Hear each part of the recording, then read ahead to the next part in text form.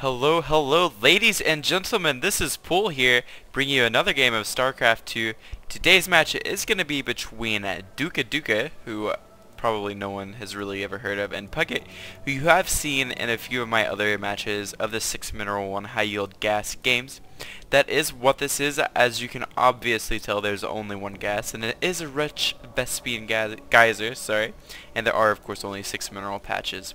Now, for those of you still unfamiliar with the FRB 6 mineral 1 high yield gas map variant, basically it's just where you have less resources per base. It's all FRB, which is, stands for fewer resources per base, and it pretty much encourages macro based play. You can't really do one base all-ins as well as you can with the current setup of StarCraft 2, and basically that's the objective. And the other objective, of course, is to force more expansions, to see more macro based games with, less death balls, more small what's the word, small conflicts, or small battles, small battles throughout the map.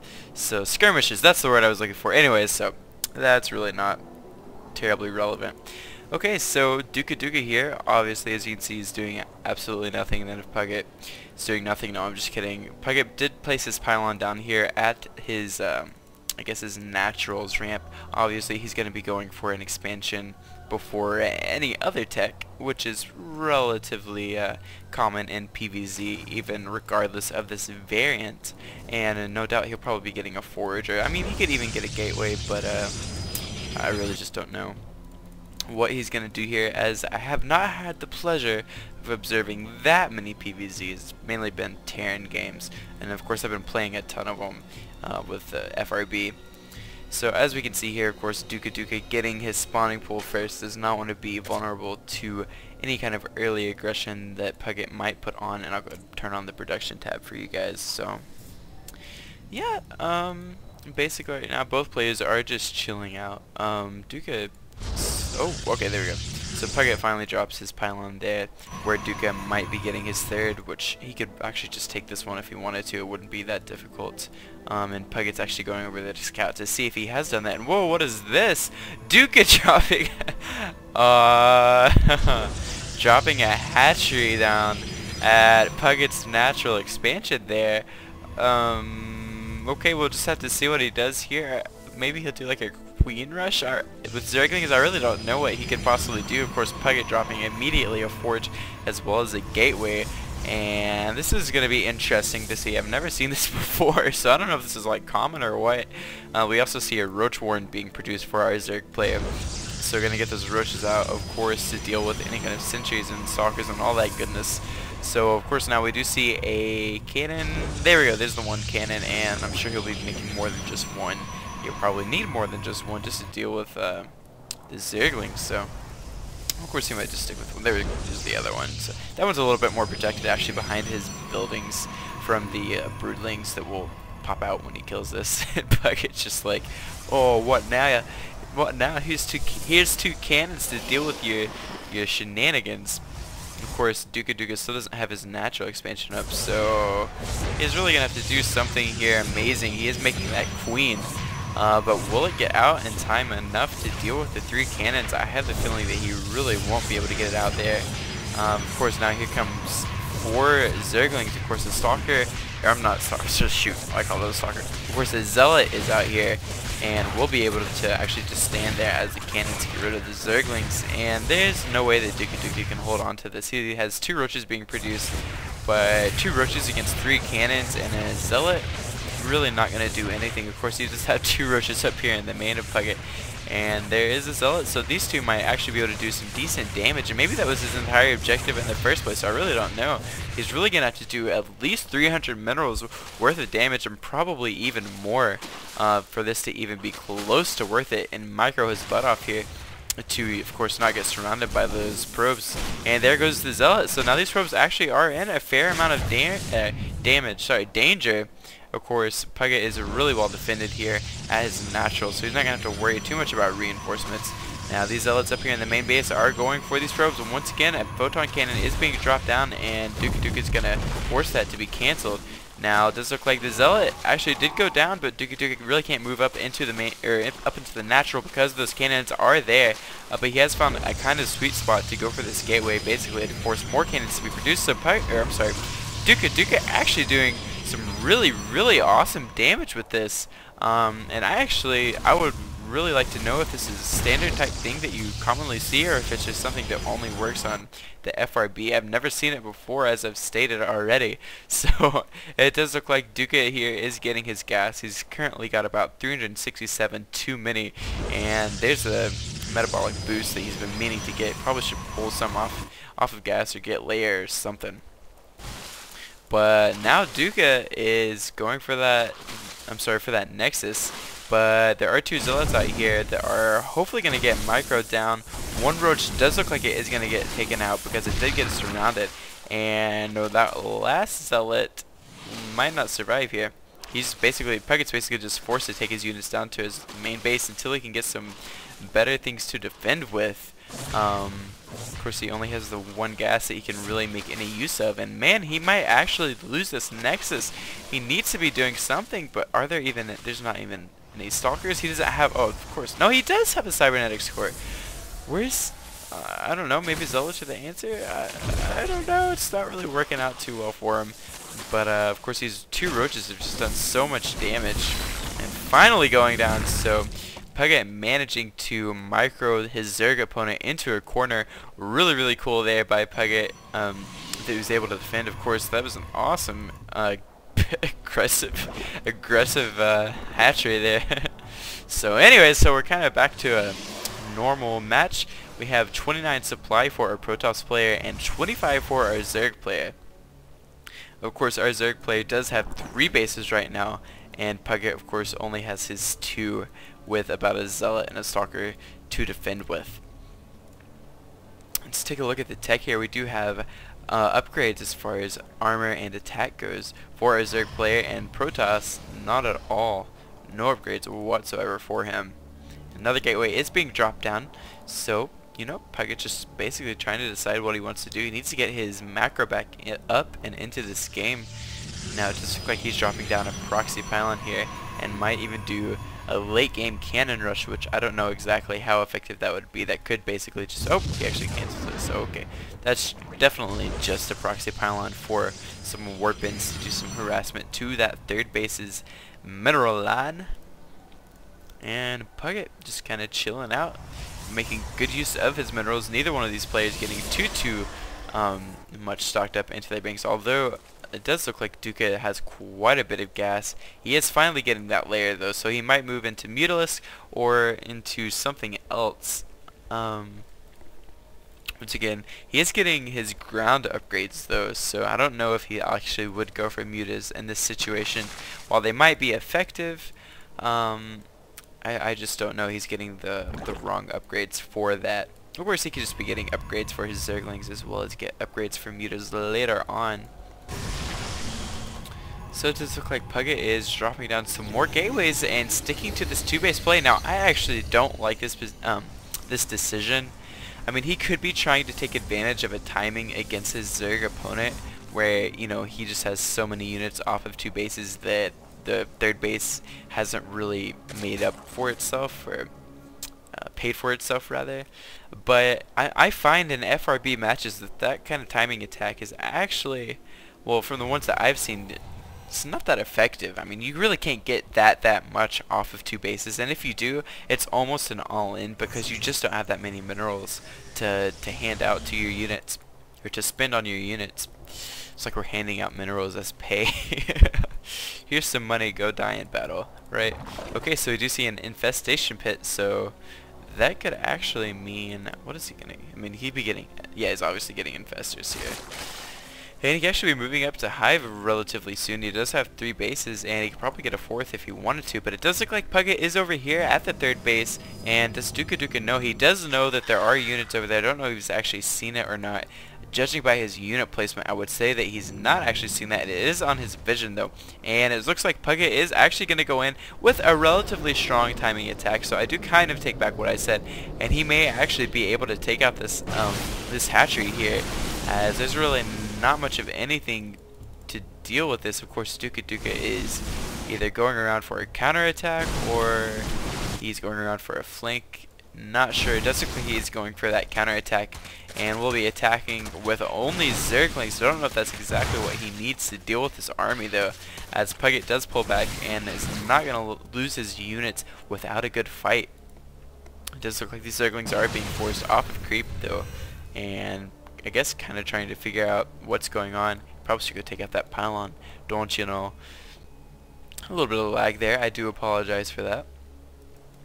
Meanwhile, we have, yeah, we do have melee upgrades, so he's definitely going mass Zerglings and Infestors, which obviously is pretty effective if he can get some good fungals off and get a good surround. It does look like Dookadooka does manage to take out that pylon, though, and Puget actually getting a little bit supply blocked right there. That could be exactly what Dookadooka needs to get caught back up in supply, although I think it'll probably take a little bit more than just a supply block. We are at 95 for our Protoss player and 84 for our Zerg player. Now we finally do see some upgrades coming from our Protoss, and that could actually be his downfall this game, as our Zerg has just done so well with getting his upgrades, and now that he has these Infestors out with, what is this, 1-1, 2-2, there we go, it's 2-2 Zerglings. Infestors and 2-2 Zerglings against only a 1-0 Protoss army. You know, it can be pretty effective, so we'll have to see how he does. He does have a 4th base coming up, as well as rebuilding his 3rd, so if he can get those saturated, he'll be doing just fine, although he is really just on 2 mineral lines right now, and that's not going to be enough to deal with our Protoss player. Now, something I will say, Puget obviously oversaturated just a little bit in both his main and natural. I think he's actually cut pro production, but there we go. He's finally making his 3rd. He should have made that when he destroyed the 3rd of his Zerg opponent, but he delayed it a little bit. I don't know if he just wanted to make sure he had enough to defend against a counterattack, but it does look like we do see an attack here, and these Infestors are going to are a little bit, a little bit vulnerable right there. And will he fungal? He does get a couple fungals, really good, taking out a lot of stalkers right here. Of course, there are some force fields, and these Zerglings are going to be stuck on the high ground, not going to be able to manage to get down, although a group of them does get down. And will these force fields go down in time? Dookadooka just kind of chilling out, does not have enough. There we go. Fungal growth possibly going to go off. He might actually just be saving his energy. He might not even need it. We do see one fungal going off against a group right here, and our Protoss player just kind of chilling, but gonna lose these stalkers and sentries, moving in with some reinforcements. And it looks like Dookadooka definitely needs some more Zerglings to support these Infestors. Just plain Infestors are completely worthless to some degree, and of course they are good spellcasters, but without anything to let them support, they just get picked off, as you can see right here. Dookadooka making a miss micro right there, gonna lose even more Infestors. 2 more go down, 3 more go down, dropping some infested Terrans, and while just lost so many Infestors right there, only because I missed micro. Now a group of Zerglings pass up those stalkers entirely, and nope, gonna turn right back around and take them out. Shouldn't be too difficult for him to do that, and they blink away, but he does get a good surround here, so he's gonna have a heyday trying to take them out with that blink stalker micro. Does manage to do so successfully. Excellent play there by our Zerg, but also pretty good play by our Protoss player, managing to defend against that attack. I really didn't think he was going to be able to manage to do that. I thought that those fungals were going to be too strong, but I was wrong indeed. Let's look at the income. It's actually almost completely even. Our Protoss player's at 48 and our Zerg's at 44, but we do see a Zergling attack into the 3rd base of our Protoss player, and Puget's going to be forced to move some Zealots over here, which I don't know if 4 Zealots are going to be enough to deal with all of these Zerglings. Of course, Dookadooka just going for these structures, not even bothering going for the Zealots until he absolutely has to. Taking out some cannons right now. Obviously that's the best decision that he can make, and we do see even more Zealots being warped in here, and they should be enough to clean up these Zerglings. Let's go ahead and look at the units lost right now. Our Zerg player has lost more than his Protoss opponent, but he is up a base, which is exactly where he wants to be in this matchup. Now he has actually got so many minerals right now. We do see, oh my god, I totally missed it, there was an Ultra Cavern. We do see 6 Ultralisks being morphed in here. And where is that Ultra Cavern? I wonder if our Protoss knows about it. If he was... No, he actually has no idea that there's ultras on the way. So that's going to be something for him to deal with. He needs to get some Colossi. He needs to get some Immortals out to deal with those heavy armor units. And I think he might be completely taken off guard here. Of course, our Zerg player playing exactly how he should. Basically trading armies, making sure that the Protoss opponent does not get too much. Replenishing his army and then teching up. Now we do have an observer over here at the 4th base, but that's kind of useless as he has no idea that there are any ultralists out on the field, and that's where those melee and armor upgrades are really going to take effect. We do have 2 ultras, and I wonder what the upgrades our Protoss opponent are. Protoss player rather. Oh my god. And Dookadooka talking some BM here, talking some smack. I'm gonna shove my link so far up your bleep because I have chat filter on. Do not need to see that. It looks like we do have 1-1. So yeah, Puget definitely continuing to fall behind in upgrades, whereas Dookadooka is deciding to attack. He has so many banelings right here. He's easily gonna be able to break any kind of wall. And of course these ultras are just going to do so much damage. And will he go? Oh my god, these Zerglings are going to get crushed. Some sentries get some decent force fields, but nowhere near well enough. He loses so many zealots right there. And some more force fields doing an okay job of defending, but there's just no way that he's going to be able to defend against these ultras. All of his units have gone down to these banelings, and there are still more banes to deal with the army of Puget. Now Puget does have a good position over there with his zealots with a little bit of a crease, kind of like the movie 300. But these banelings do make it through, and oh my god, excellent detonations there by our Zerg player, and he's just straight up taking out this 3rd base. I do not know what Puget's going to be able to do to handle this. He does have 1 Colossi on the way as well as an Immortal, but that Immortal is just not going to be enough to take out so many Ultralists who've completely demolished this 3rd base. Excellent job there by our Zerg player, of course. Puget down to 67 supply, whereas Dookadooka is up to 114. And only 1 Colossi is in production. Of course, both of these players kind of falling behind in macro, but oh, we do see a counterattack. Sorry, I missed that from our Protoss player, but it was nowhere near enough to take out that 4th base. And it does look like Duka actually turning around here. I think probably wants to wait till he can get some more banelings on the playing field to take out another wall and another handful of the units. Now we do have a Spire as well somewhere. And oh my god, DTs! I do not believe that I missed that Dark Shrine. Sorry guys, but I didn't miss the DTs. DTs are going into the main and 3rd base of our Zerg player, and they're going to be able to kill so many drones that there's actually not even a Spore Crawler or anything, or I don't even see a whatchamajiggy there. I'm sorry, there we go, Overseer. I wanted to call it Observer, but I know that's not what it's called. It does look like Puget is going to manage to take out the 3rd base quite successfully. And the natural, will he manage to take out the natural base of our Zerg player? If he can, that's going to be so good. Does not look like he'll be able to do that. An Overseer is here, and these Zerglings are going to be able to take out the Dark Templars. And oh my god, he just barely saved that hive. And actually, sorry I missed this one. It looks like Puget was also able to take out the 4th base. So the economy of Dookadooka is very much damaged right now. Although he does have 2,000 minerals, I really feel like he could spend that on some hatcheries anywhere he wanted to.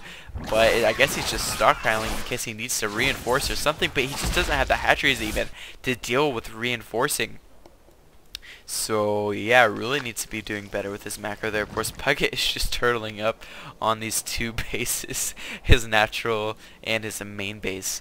And man, they're just not going to be able to hold. He's just not going to be able to hold on against these mutas that are on the field. Almost 14 are in production, and more DTs are moving in here. Of course, the Overseer is going to spot that one, and that's going to be completely useless. We do see Spore Crawlers though finally being produced, as well as some Spine Crawlers. So that should put a relative end to our Protoss players' DT aggression. One taking out that gas right there, and he will need to move over to get rid of that before it takes out. Oh my god, holy shit, he has 21 kills. Let's look at the workers killed here. 26 workers killed by our Protoss player, whereas 20 were killed by our Zerg player. So excellent DT aggression there. Of course, when you are behind, they do say to build DT, so he did exactly what he was supposed to do. Now these mutas are out here, and there's a decent, oh actually there's not even a decent amount of stalkers. There's no way that these stalkers are going to be able to take out all of these mutalists, and actually Dookadooka is going straight for the Colossi, And now we'll go ahead and target those stalkers down. And there's just, like I said, no way our Protoss player will be able to hold on to this attack. There are actually a decent amount of zealots there. But if he can manage to take out the stalkers, he's going to be able to focus down those zealots with his mutas if he wants to completely save his... what is he doing? Why are you not attacking those? I have no idea why he's not attacking those zealots. That's just completely messed up. Whatever.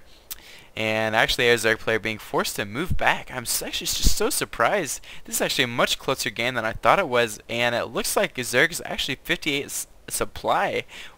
Versus 78 for our Protoss players, so Zerg is falling behind. What is going on? He's just been doing so much better, and I feel like he's just done so much damage, or so much more damage. I mean, he's done a little bit more damage, as you can see in the units lost tab, but I feel like he's just had so many opportunities to end the game. He's just not taking advantage of those. So whatever, it just looked like Puget's doing some long distance mining here. That is definitely not an expansion that he wants to take. It would be so vulnerable for him to take that one, obviously.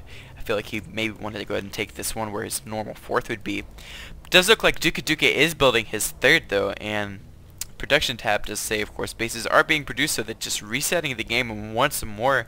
And oh, he does decide to take that. That's going to be really hard for him to defend against any kind of harassment. And these mutas are moving in here, going for the Twilight Council, which is actually not researching anything because there's nothing left to research. And of course, he is going to go in here and just continue to harass, taking out some pylons. Oh, nope, does not take out any pylons. I'm actually so unimpressed with the micro, but of course there's just so much going on at this stage in the game. I've been here before and it is so hectic and crazy. You're just trying to make sure that you're macroing well to get back into the game and making good decisions. Of course, like I said, gonna go ahead and take out that where that expansion would be, not the one that our Protoss player wanted to take. Obviously, as you can see, he was forced to cancel that, managed not to lose it. And Dookadooka continuing to do harassment. Oh, there's so many probes that he'd kill right here. He's actually just going to go ahead and go for the zealots, which... Oh, no, now he's targeting down those probes. Good job by our Zerg player. And he's managing to fight his way back into the game with 64 supply versus the 72 of our Protoss opponent. And Protoss has actually been sitting around 70-something supply for a long time. And I think he's basically just, let's look at the income. Oh god, he's actually at 32, but he's just being forced to do long distance mining. Sorry for the mumbling there.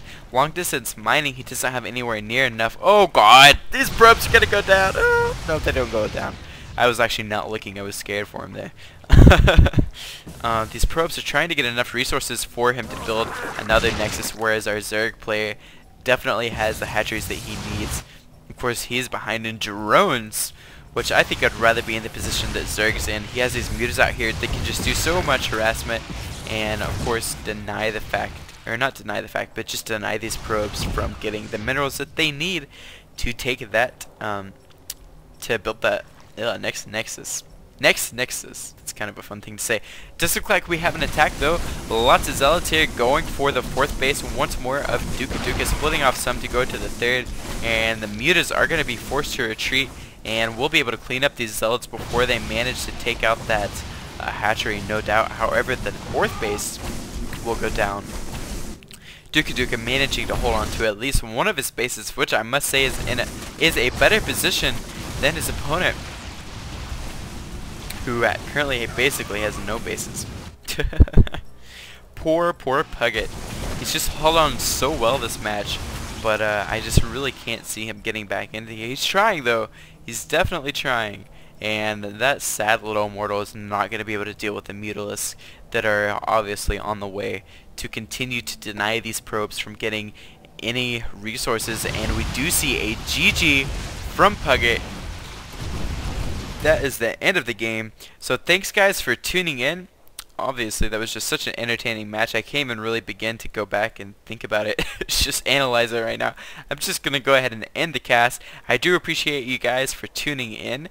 As always, you can check out more of my casts at youtube.com/PullSC, as well as my stream, which I'm getting some new equipment here on Tuesday, so I'll be streaming a whole lot more than I have been. The stream is twitch.tv/PullSC.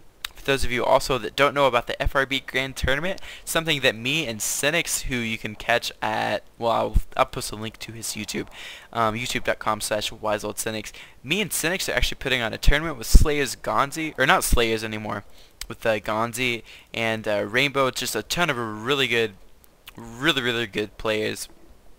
And it's on this kind of map variant, so it's going to be exciting to see some pros play on this, see what kind of strategies they come up with. But I do appreciate you guys for tuning in.